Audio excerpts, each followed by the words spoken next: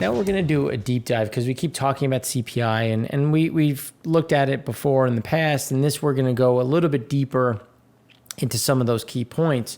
So here, when we look at some of the recent increases, because again, speaking back to the pivot to services, getting out, going on vacation, so paying more, categories associated with reopening saw those increases, rentals, used cars and trucks, airfares, new vehicles, household furnishings, apparel. All of that is going to start to cool off. And it's just how much does it cool off, but what are the percentages, and then how much of that is replaced by increasing rents, increasing healthcare, increasing food, and the other key pieces. Because again, this will pare back, but there's a steady bid behind a lot of the key components where, yes, this was a big driver and it was a surprise. Now, this is the stuff that's going to fade. This is the stuff that's going to keep people from going on the vacation that everyone is expecting, where it's, well, what is my price? What is how price sensitive am I? And will I be able to afford that additional cost of a rental car? Because rental prices have gotten insane for anybody who's tried to rent a car. So then when we look at CPI, food at home, and energy, so this is where the other side of the equation. So now we're starting to see some slippage down when you look at 2 months advance, where some of the stuff is normalizing. Michigan 12-month inflation expectations are starting to come down a bit. Now, this is going to reverse just because we had gasoline prices go up again. We had diesel prices go up again. That is something that people see and feel very quickly. And that typically is a big driver of what individuals' expectations will be of inflation. Then on the other side of it, there's an expectation that home prices are going to continue to go up, not to the same level they have, but that is another kind of supporter of inflation. So this is something where we'll see this come back up and not really stay at this depressed level as we go forward over the next few months. Then when we look at the conference board, consumers plan to buy new cars and appliances in the coming 6 months. This kind of feeds back to what we were saying in the previous section. And you can see that the answer is a resounding no, because it just comes to cost. I've already done it. I don't need it. And I'm going to wait. And a lot of this is some of that consumer rejecting prices, not having what you want in stock. I mean, when I got a new phone, I got the Samsung Galaxy S27 21 Ultra, and there's supposed to be 8 options, and there was only 1 in stock, and it was the one that I wanted. I don't care about color, and I wanted the smaller gigabyte. But again, like this is something where people are like, look, I don't need it that bad. I'll just wait. And that's going to be that other pivot point in terms of, again, coming back to the inventory levels. That's going to kind of cap where the consumer is going to be over a certain period of time. Now, when we use when we break down core inflation, this is where that used vehicle prices continue to come through, new vehicles in general, used vehicle prices. Some of that is going to continue to dwindle, while rent and other components, apparel, that starts to, again, kind of provide that backdrop and replace some of what has been lost. Now, it won't continue to go up at this rate. The rate of change will slow, but we'll still get a positive increase month over month as these issues continue to remain in the system. And that's going to keep prices, which is going to give way from inflation into stagnation and stagflation. So when we look at consumer sentiment, you're starting to see that little bit of a bounce in general, some of that recovery. But again, that overall slowdown is kind of where we sit, because it's just it's these headwinds. It's the uncertainty that the consumer still has, but they have gotten better. They were above expectations.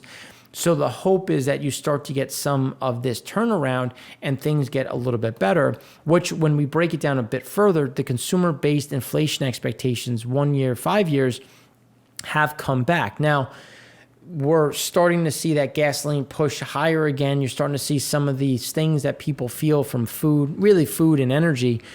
And that drives some of those expectations. Now, they're expecting used cars to come down. You're starting to see some of that headwinds in general.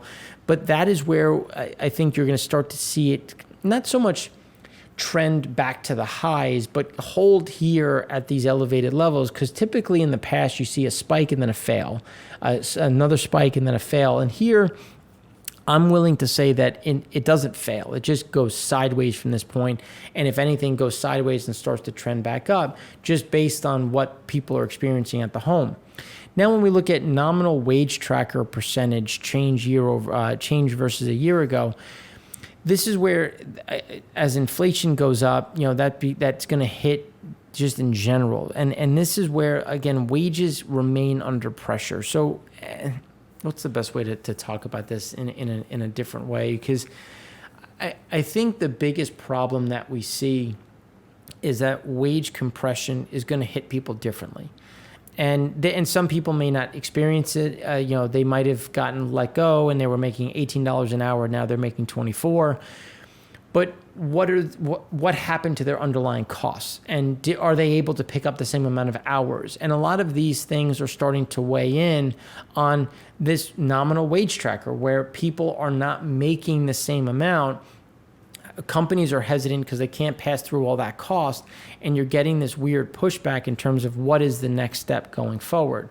So then when you look at that household net worth continues to go higher. And the reason why it continues to go higher, back to the initial point that we made, people have more stocks. If you have more stocks, your net worth is going to go up, because not only is your home worth more, but now your stock portfolio is worth more. So these are things, but then are you borrowing against it? If you borrow against it, how much are you paying it back for? What's the risk? Could be a capital call. This is where some of those underlying issues start to come in as people are max long in terms of just the amount of stock that they have in their portfolio.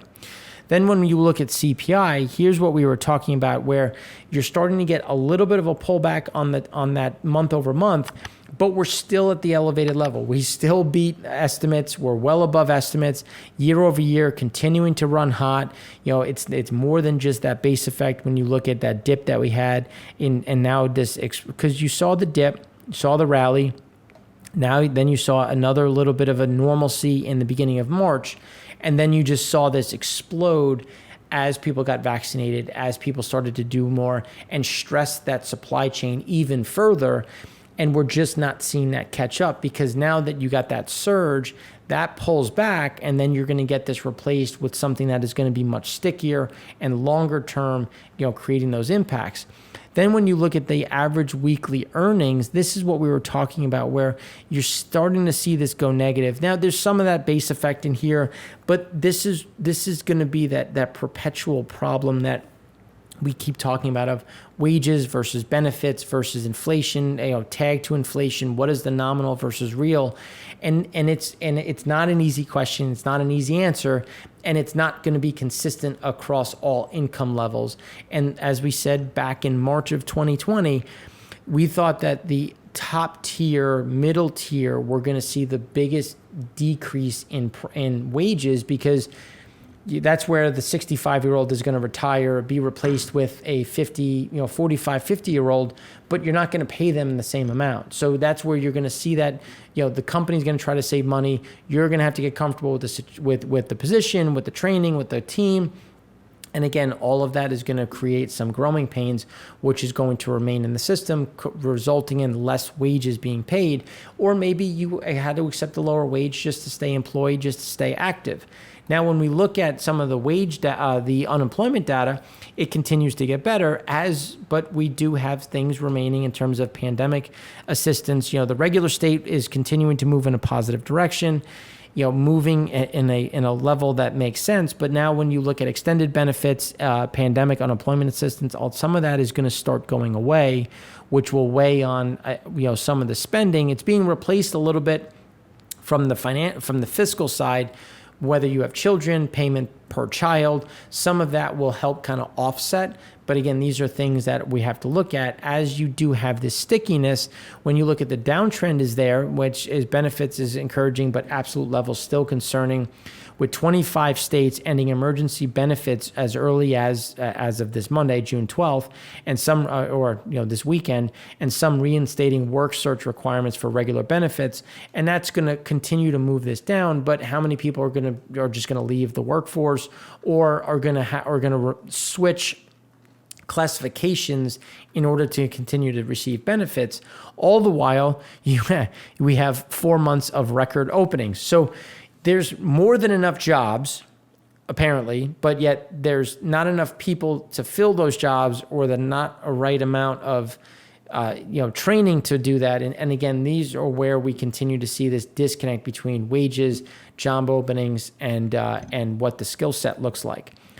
Now, this is just one that I just thought was funny, because when you look at car and truck rentals versus domestic services, so clearly car and truck rentals have been an issue, which if you're thinking about traveling or going somewhere, this may make you drive or adjust, versus domestic services. So again, there's going to be some of this adjustment. Now, the car and truck rental is not going to go down completely, because people are still traveling, people are still going out and doing more, and that's going to continue to keep some of these elevated. It just won't stay at this level.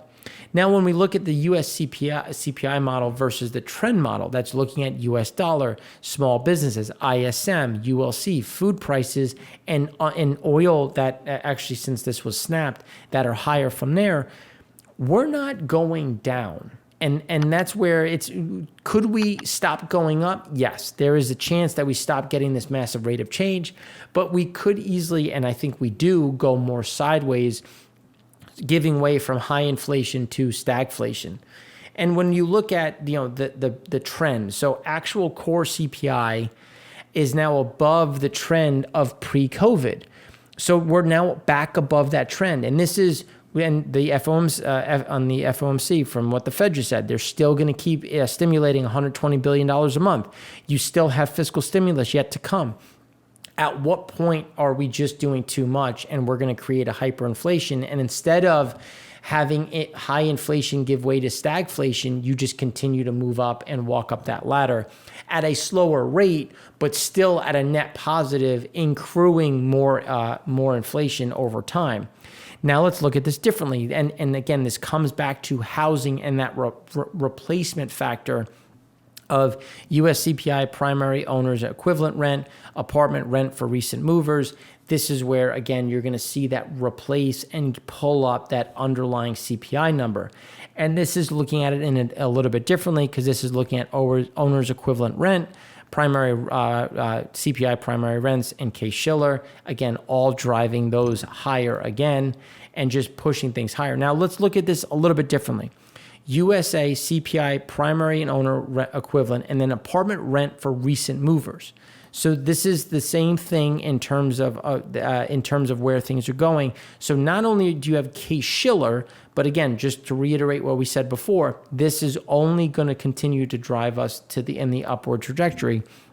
This last one, looking at this, rent a shelter to reconnect to reality over the early summer. This is where, again, as things start to normalize, people start to recognize rents. Instead of putting them as NA, they start to put in the real number. That will drive this higher. Now let's look at job postings, because job postings on Indeed are 28% above pre-pandemic levels, or at least pre-February. But yet we're not getting individuals hired, or people are just refusing or not going in. And we're hearing more anecdotal speaking. People will show up for the interview, and then because they can be picky, they're either not following through, they're not going through, and then because the company knows that there's extra individuals out there, they're being picky. And you're seeing this weird bifurcation, I keep using that word, in terms of where we sit right now, which is this friction that remains in the system. But it's also important to see, well, where's the job search activity versus the states that are seeing an end in excess or enhanced unemployment benefits. And when you look at ending June 12th, you can see that people get active well before that it comes to that point, which makes sense, because you want to try to interview and go through the process, because For anyone that's interviewed for a job, it's more than a month. And that's where you're going to continue to see, and this will be interesting to figure out what is the conversion ratio and how quickly do people go from searching to actually employed, and at what rate as the JOLTS data or the jobs openings continue to surge to all-time highs. Spread between JOLTS job openings and hirings widened to 3.2 million in April, the largest gap on record. But this is showing you where the unemployment rate, so you can see that job openings never really fell in line, but the unemployment rate, but now you have this weird latest as of March, and when you look at the beverage curve, we're seeing this elevated level where people are still not taking those jobs. And the reason why they're not taking those jobs on top of everything else is when we look at wages. So when we look at, and this is as of March, things have gotten better as we've highlighted previously. As of March, employment rates among workers in the bottom wage quartile decreased by 23.6%. So this was as of March. So now we're starting to see the bottom low wage start to turn up and the high wage, middle wage start to roll down. And that's some of that friction points that we continue to see and talk about when we're seeing, all right, well, when does spending normalize? How much do people want to do? Because it's just, when you're at the lower wage side, just because you're making a little bit more doesn't mean you're going to go out and buy a brand new computer. It may mean you go out to dinner one more time. And on the high wage side, middle wage side, as you start to roll over, well, maybe I'll take a little less vacation. I'll have a little less discretionary cash, so I won't go out as much. And again, this is where we're seeing this kind of convergence on different sides. Then when we look at this from the average hourly earnings, here you can see that spike higher. But when we look at that private side on hours worked, it's essentially flatlined. So people are getting paid more by the hour. And then U.S. average hourly earnings, all employees, total private monthly percentage change came down a little bit. But again, hours are essentially flattish and wages are starting to go up, which speaks to the lower end that we were talking about. Then when you look at the duration, you saw the decline in people who have been employed for over 27 weeks, but this just gives you an idea of just how many still remain. So it's moving in the right direction, but you're still talking about a significant overhang as we go through the remainder of the year. And then when you look at the U.S. labor market recovery is only partial, this gives you an idea of how partial. And when you look at arts and entertainment, nursing and residential, there's still this overhang of people that are yet to come back. But when you look at, and we've said it a billion times, especially since March, if you had 100 employees and you furloughed 50, you're not going to bring back all 50. And that's just permanent. And we're seeing that remain sticky in the system. And this speaks to just working with less.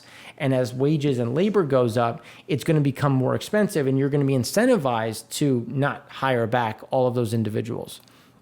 But then when we look at things a little bit differently and you look at long-term unemployed, this is showing you just how bifurcated, not to, again, using that word again, but when you look at that long-term unemployed, some of this is telling you that the jobs market is terrible and some of it is telling you that the job market's really good.